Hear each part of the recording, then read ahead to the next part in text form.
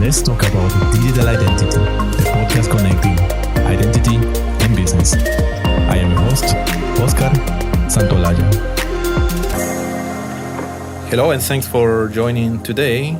Today we are going to hear about Telia, what Telia is doing specifically in the identification as a broker service. And for that we have two guests today. So let me introduce you to them. Lauri Immonen has held various positions within Telia Company for the last 17 years and now leads the commercial, security and digital identity portfolio on a group level. Then we have Joni Rapanen. He is a global product manager for identity services in Telia Company. He has 15 years of experience in identity and digital signing area, from national ID cards to private B2B identity. And he is driving strong authentication, attributes, and identity federation to support more secure overall digitalization of thousands of different services. Hi, Lauri and Joni. Welcome. Hello. Yeah, thanks for having us. Yeah, thanks. It's great talking with you. So, Lauri and Joni, so let's talk about digital identity. And I would like to hear first how you entered this world of digital identity.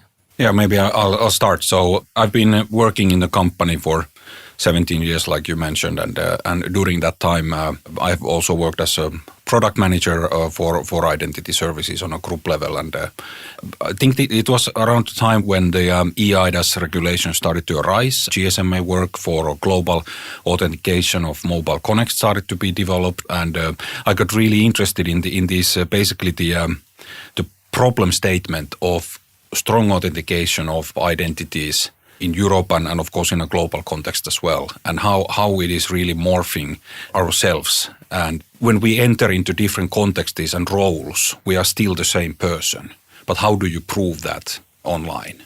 And I think it's an extremely interesting development and changes our way of working, but also our normal individual selves. Yes, so personally I started as a software engineer in the software company, smaller one that did encryption related software, and after that I was in a information security consultancy company as an IT security consultant, and with the wide area of that I got more and more of these ID related tasks, maybe based on the encryption background, and related to that here we are still. So basically it has continued to the more like wider identity area and identity services, because when we look now compared to 15 years ago, there is a lot more eIDs and e-services used. So, and I think it's still growing area.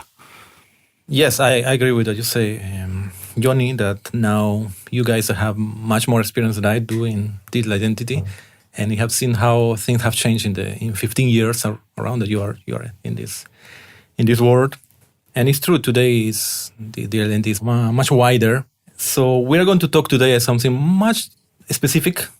It's about what is called identity broker, and specifically because Telia has been awarded recently in the European Identity and Cloud Awards 2019 as the best consumer identity project. And this project was Telia Identification Broker Service. So please tell us about this project.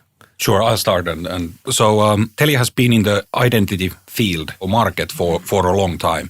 And specifically in the Nordics, the countries are formed by postpaid subscriptions, which by default requires that we know exactly who the end customer is.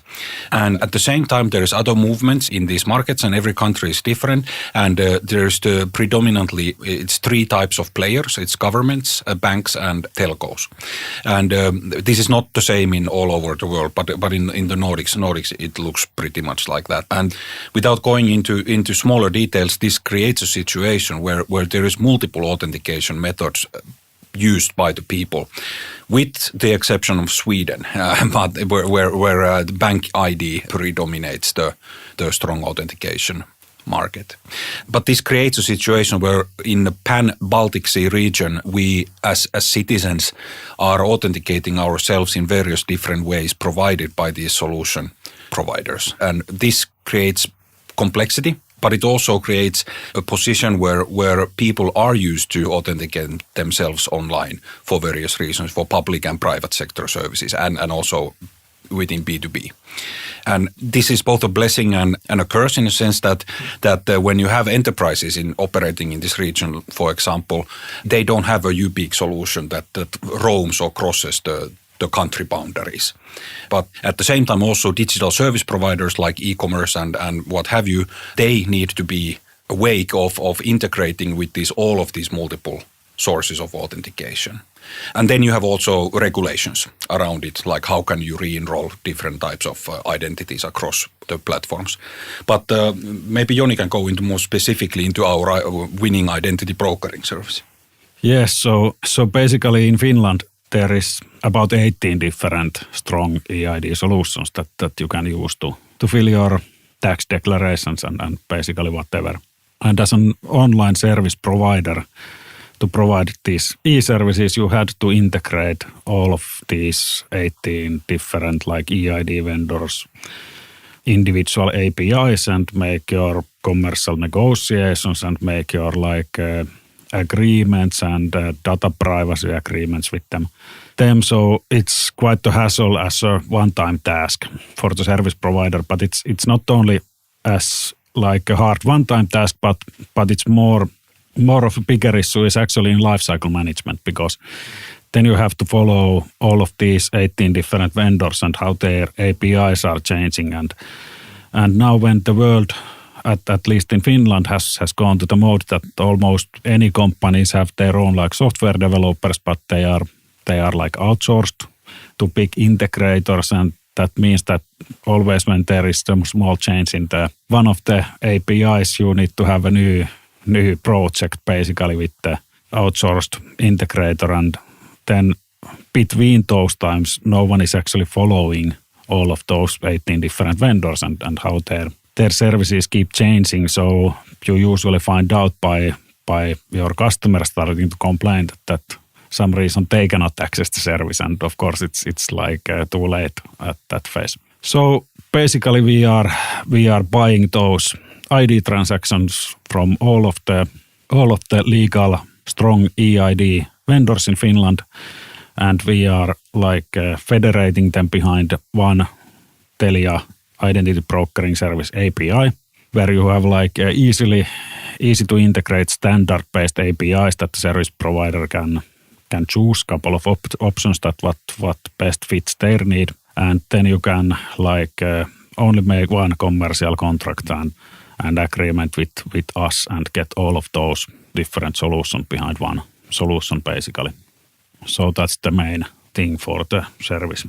And what makes difficult to have this cross-border identification?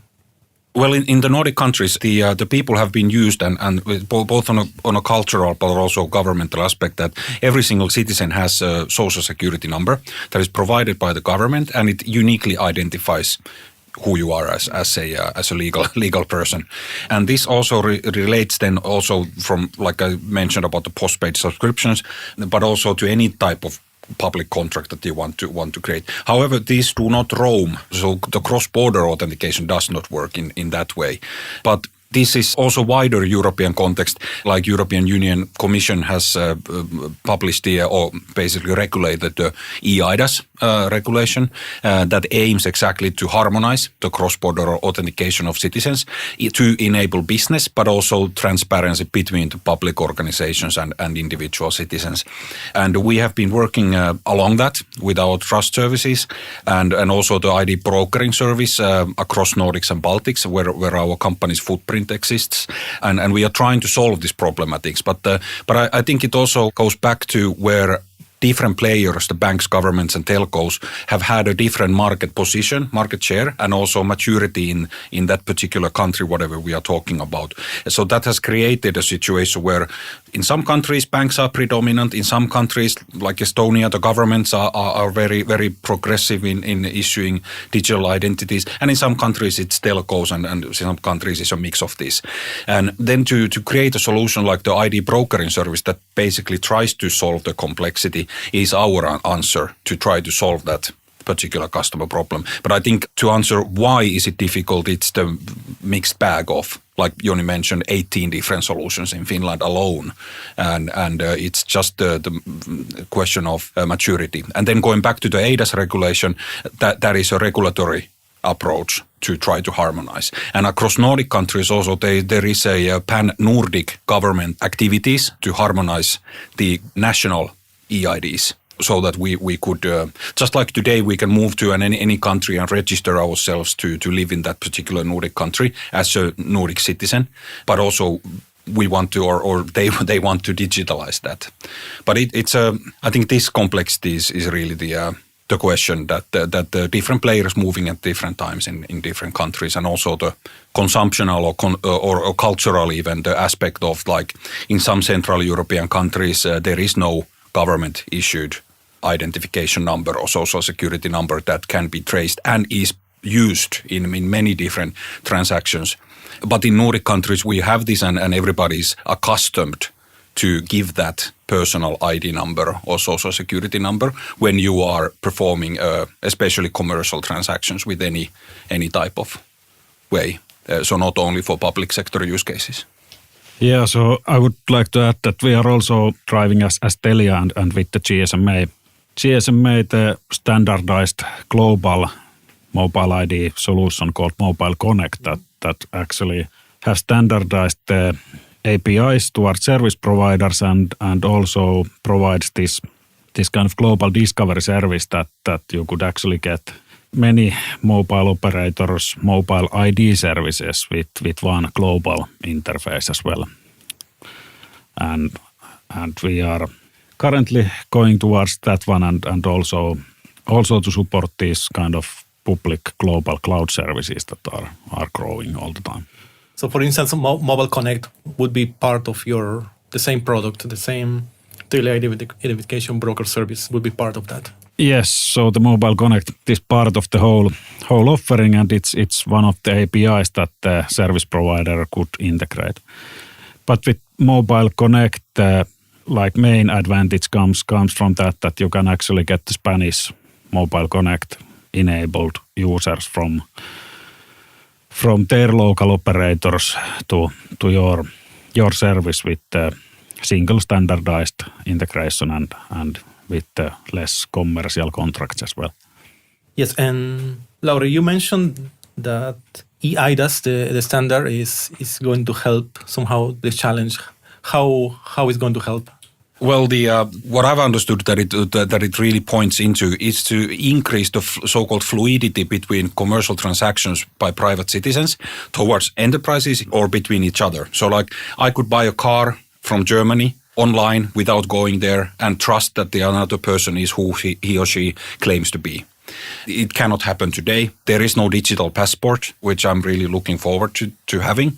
Instead, I have to carry my passport wherever I go, but it's a standardized way of proving who I am wherever you go. And I think in the future, maybe long or short term, we will progressively move into the digital passport era, so to speak. And the public sector or governments are progressively driving this. I mean, it's not only regulatory issues, it's also the governments want to know who is where, so to speak. And Mobile Connect is, and GSMA, for those who don't know it, is basically a federation of mobile network operators around the world. Like Mobile World Congress, for example, in Barcelona yearly is what GSMA hosts and so on. And it also drives the standardization of 5G and among others. And Mobile Connect is one of the products that we co-develop within that community. And Mobile Connect can operate as a replacement, so to speak, on social logins that are very popular today. But then you're basically trading your privacy against usability. With Mobile Connect, you can prevent that. You have a secret PIN code that you authenticate yourself with the application on a mobile phone, and you log into the service. So it's also a two-factor security add and very usable in that sense. And another thing that it can help is the cloud services that Joni pointed out, like Office 365 phishings and CEO frauds are one of the biggest practical threats that are actually happening right now as we speak when it's the holiday season. So phishing emails are being sent and fake invoices. And if you lose your Office 365 password, somebody can log in from anywhere to your account and so on. And the Cybersecurity Center of Finland has published warnings in the past regarding this, so it's a very real topic. By using a two-factor authentication, such as Mobile Connect or Mobile ID service, you get a unique way of securing your account. And we look very much forward in publishing this. Yeah, and if it actually goes a little bit backwards here in a security-wise, because if you look like a couple of years ago, there was like no way that in big companies would allow you to access your corporate email and your corporate document storage by only using username and password, like basically many of these global B2B cloud services are working today. Yeah. So you need to have a VPN and you need to have a strong authenticator, two-factor authenticator for that, but now the transition has happened in the way that most of the big companies now, they use this kind of cloud services for document storages and emails and such, and there will be a really big issues with those, and I think that's only kind of a question of time that when we can start to see those happening. Yeah, and it's as always, it's a balance between usability and security in a sense. But nowadays, you really need to look into the usability aspect because everything needs to be easy, and I think that is a good transition and a trend. But in order to support the mega trends of hybrid cloud transition, mobility, and overall digitalization, and especially in a zero trust environments, the two-factor, or in our case, we believe in the Mobile Connect or Mobile Factor Authentication as a two-factor. That is our bet on how to secure the digital identity of the user, and that is for sure required in the future, because like Joni said, when everything is accessible and you have a zero trust framework, then that by definition needs a strong authentication of who is actually accessing what and when, if not where. Yes. Coming back to the service you have, the Telia Identification Broker Service, you only mentioned about the APIs. You have to integrate many APIs that are changing at different times, and that's already technical complexity, I see. But what else would you say that are the behind-the-scenes elements that have to work very well in order to have this seamless service? Yeah, well, the identity brokering service is like a true real-time service, as we don't actually, as Telia, get to use or get those users' social security numbers accessing the tax office, for example, or Philly or some kind of government things. So it has to work real time between the actual like original EID vendors and the online services that the actual transactions are going. So we don't store any information in the identity proxy of the users. And that way it's very important that all the different parts and connections are like working 24/7 and that there is no like cuts in those ones, because it would like instantly destroy the function of the whole service. So at least by now we have kept it running 24/7 without breaks. Oh, excellent. And what are the type of companies or organizations that would benefit the most by taking a service like Telia Identification Broker Service? So what companies short answer is need it? All the companies, because as we are looking into the mega trends around us, I mean physical brick and mortar shops are closing down, especially in banking. We still have the reality of all those multiple EIDs around, so you need to be able to support them as a service provider, whatever service you provide. So I think this is the useful way of enabling strong identities in your business.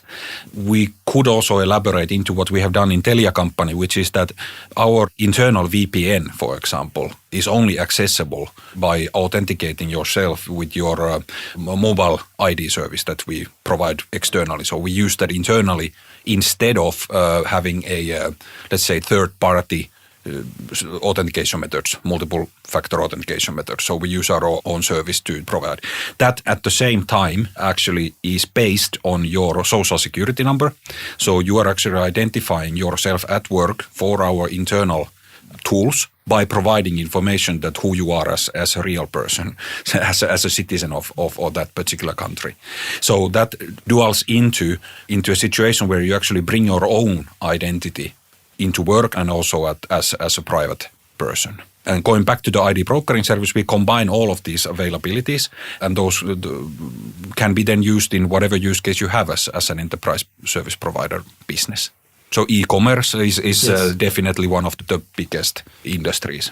So you have many customers in e-commerce, for instance. And public sector also. And for example, and Joni can actually maybe elaborate a bit on our Finland's public registration center that provides, public sector services from the government to the citizens. And that by definition needs strong authentication of your citizenship. And maybe Joni can say a couple of words about that. So we have lately or almost a year ago now, won the biggest public bidding in Finland to provide these EID transactions, and what means that we are basically providing all the EID transactions for all the government-based public services. And today we currently have more than 3,000 services you can actually use behind our service. So there is quite a lot of different industries. So I can tell for an example that I just bought a house and I actually made the bid for the salesperson with my mobile ID and signing digitally the bidding document online, and then I made the registration for the land registry online and the declaration of the property tax in Finland and your water subscription and electricity subscription, and then I rented a van online to move my stuff from the old house to the new one, and it was completely done online with my mobile.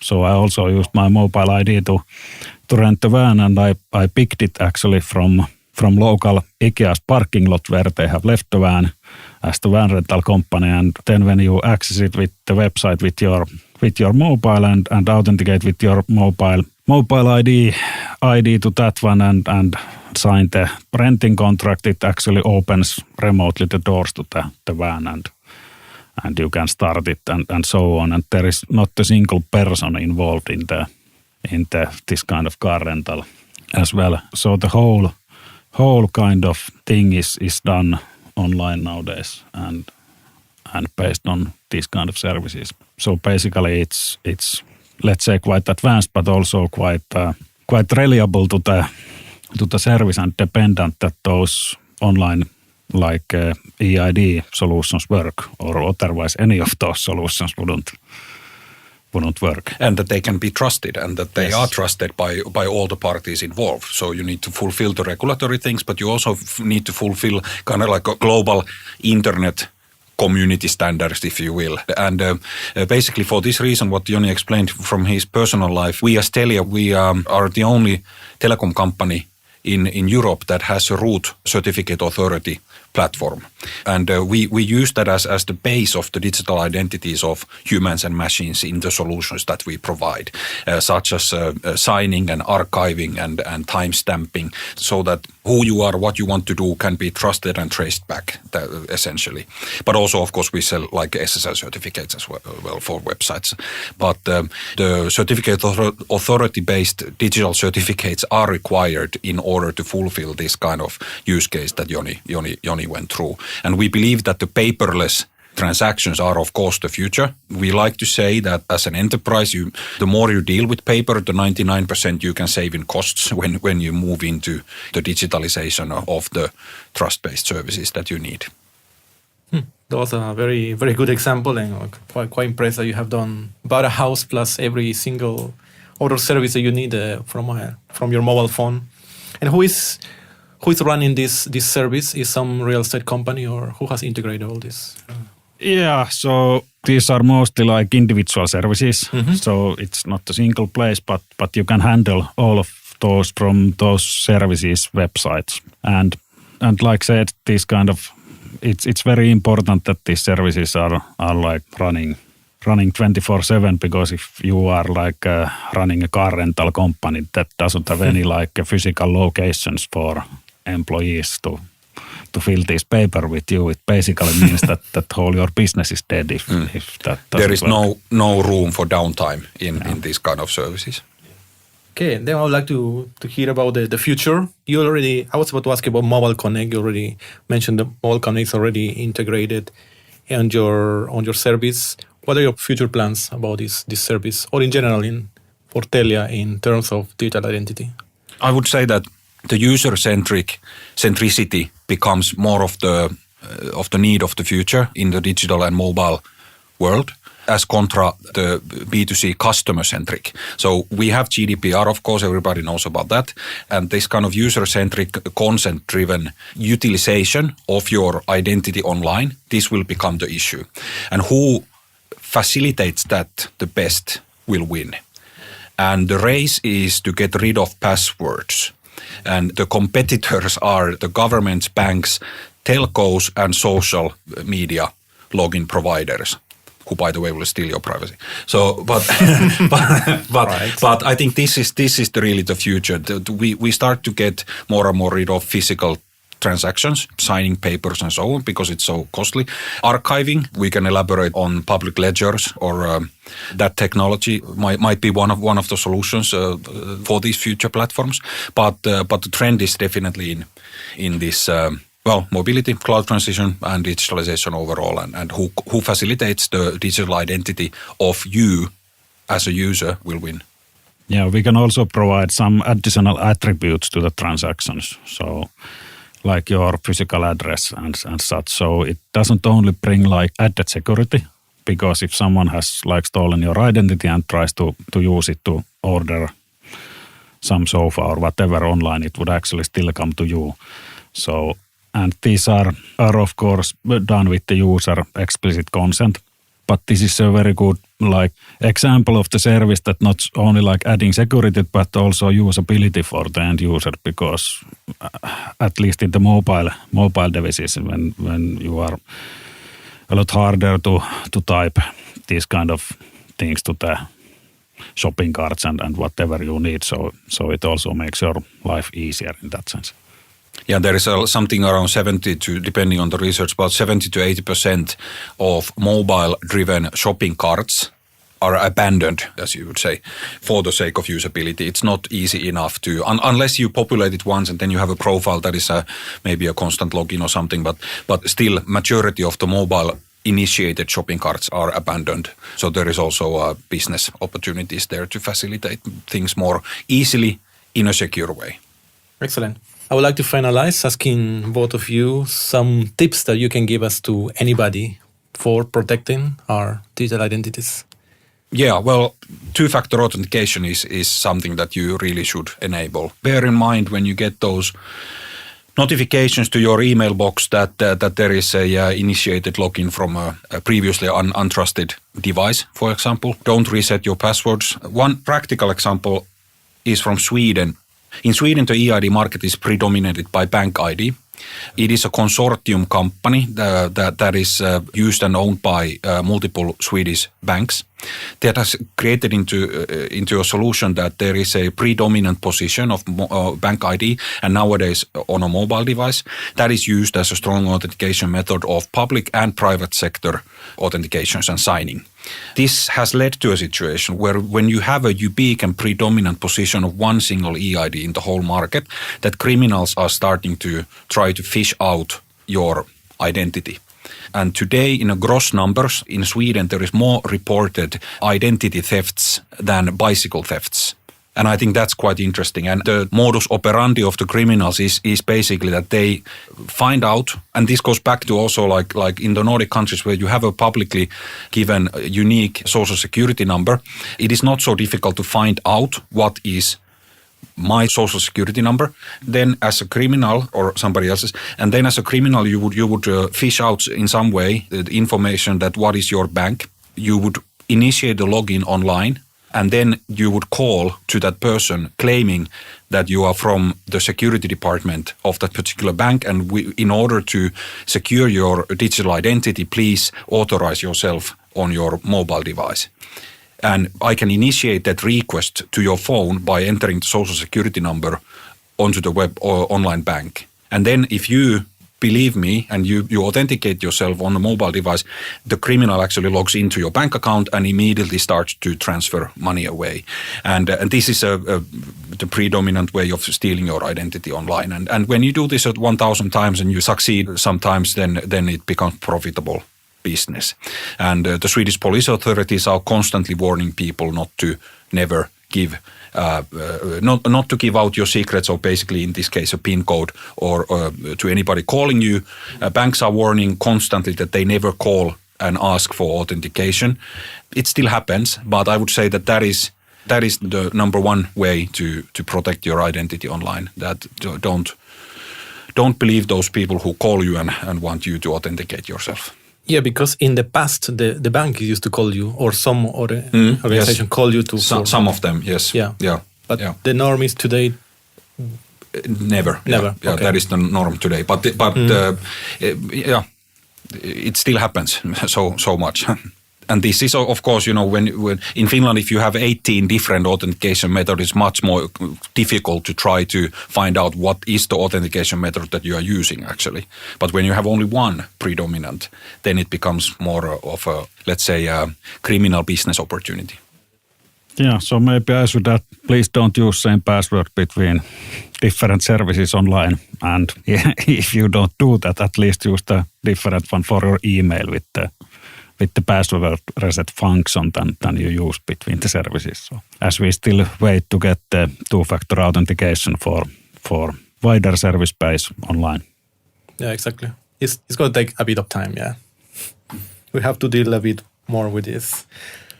Well, thanks a lot, both Lauri and Joni, for Thank you. telling us about the service, Telia Identification Broker Service, and what are the challenges. Very interesting. And how you're working to... help all of us. Let us know how we can find more information about the service or from yourselves. Yeah, so you can find the identity services in your local corresponding Telia countries websites. So we have the B2B as well as B2C services in the ID area, and you could also use Google to find those, or directly from the Telia's website as well. Okay, again, thank you very much.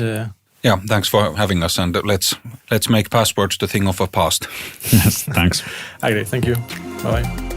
Thanks for listening. Let's Talk About Digital Identity is produced by UBSecure. Be sure to subscribe and visit ubsecure.com/podcast to join the conversation and access the show notes. You can also follow us on Twitter @ubsecure or find us on LinkedIn. Until next time,